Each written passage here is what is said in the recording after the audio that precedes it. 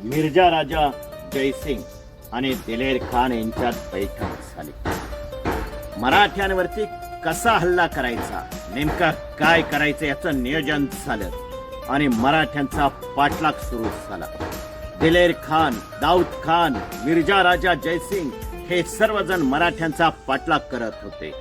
सासवड जवळील पुरंदरच्या पायथ्याशी आजच्याच दिवशी दिलेर खान आणि दाऊद खान आला आणि मराठे होते पुरंदरच्या किल्ल्यावरती.